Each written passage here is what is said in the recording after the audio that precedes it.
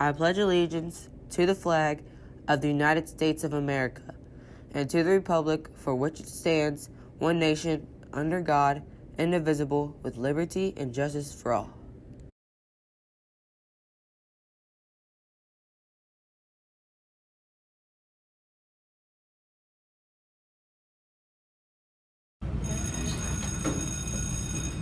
Could you guys please have a seat? And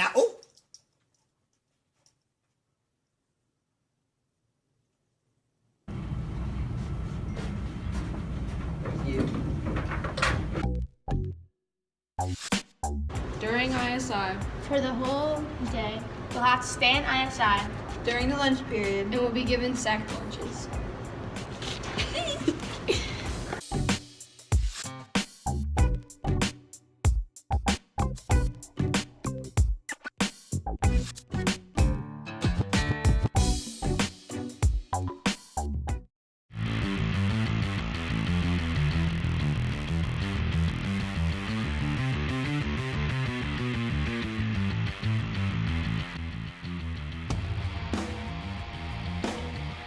Hey guys, we're back with another video, and it's Sports Report. That's how JoJo C would be like.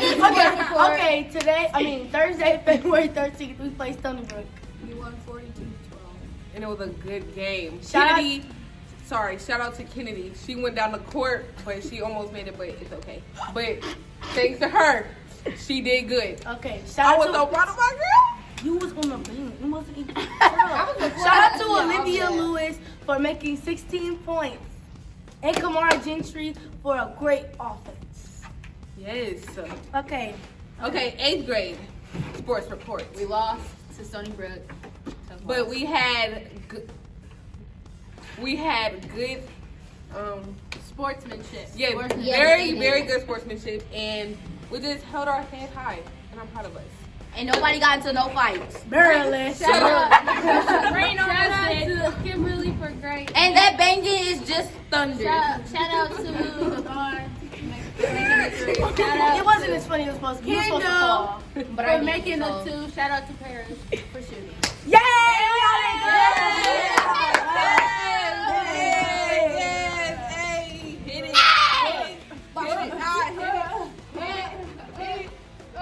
Let's go.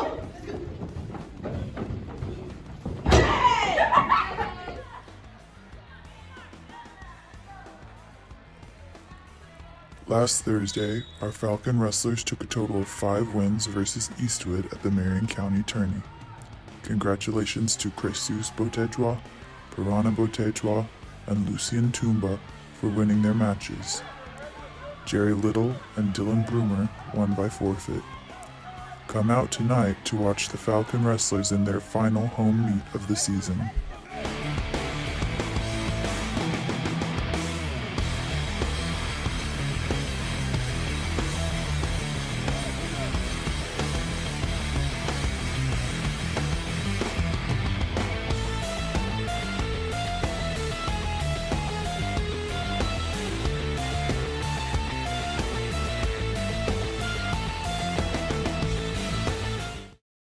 Go to Fazoli's, go to Fazoli's, go to Fazoli's, go to Fazoli's, go to Fazoli's, go to Fazoli's, go to Fazoli's, go to Fazoli's, go to Fazoli's, go to Fazoli's, go to Fazoli's, go to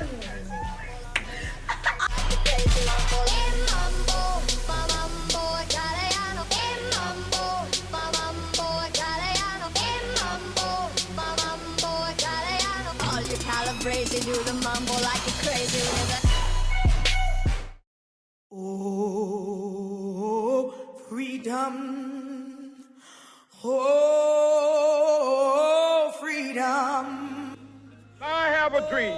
My 4 little children will one day live in a nation where they will not be judged by the color of their skin, but by the content of their character. I have a dream today. A slave, I'll be buried in my grave and go home to my The time has come to reaffirm our enduring spirit, to choose our better history, to carry forward that precious gift, that noble idea passed on from generation to generation, the God-given promise that all are equal, all are free, and all deserve a chance to pursue their full measure of happiness.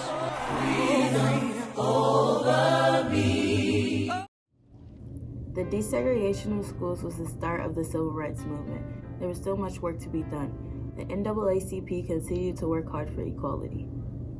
To achieve its mission, the NAACP has not only focused on using the legal system to challenge discrimination, but also on convincing all people of the need for racial equality through speeches, organizing, and legal advocacy.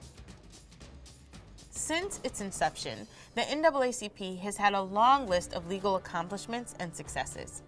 The NAACP's first challenge was fighting Jim Crow laws, which maintained legal segregation. In 1915, the NAACP was instrumental in outlawing the Grandfather Clause, which allowed white people to get around literacy tests that were used to prevent people of color from voting in many states. From 1920 to 1938, the organization flew a flag outside its New York City offices with the words, "A man was lynched yesterday," to call attention to the rampant lynching occurring in the United States. In 1954, the NAACP's chief counsel, Thurgood Marshall, successfully argued the case of Brown versus Board of Education before the Supreme Court, ending the legal segregation of schools. During the Civil Rights Movement, the NAACP co-organized the March on Washington in 1963, where Dr. Martin Luther King Jr. delivered his famous "I Have a Dream" speech. The NAACP lobbied for the 1964 Civil Rights Act, which outlawed discrimination, and the 1965 Voting Rights Act, which made it illegal to deny people the right to vote based on their race. Many leaders emerged to bring about change at a great risk to themselves. 6 men took the lead in organizing the fight for equality. The Big Six, as they were known, were Dr. Martin Luther King Jr., Representative John Lewis, Whitney Young, A. Philip Randolph, James Farmer, and Roy Wilkins, among others. Though civil rights leaders spread messages of love and used peaceful protests to help achieve their goals, they were often met with threats, harassment, and violence.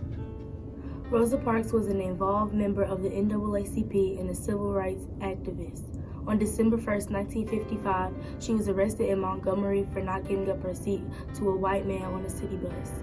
Parks said she was tired, both physically tired and tired of giving in to the unfair demands of the segregated South.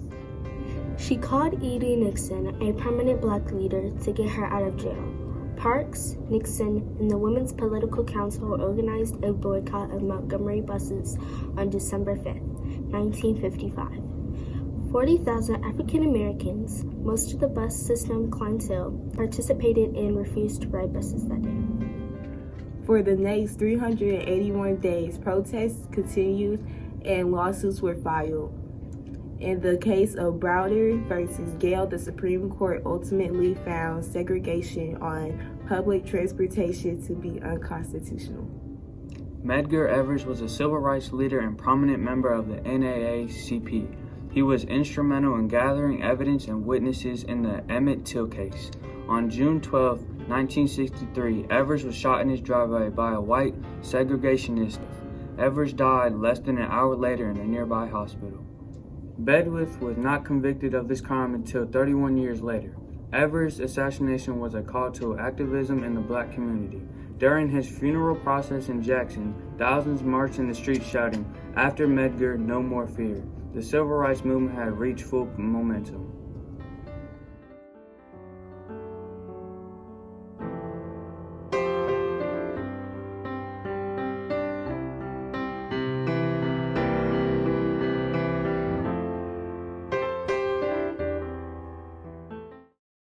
Check it out!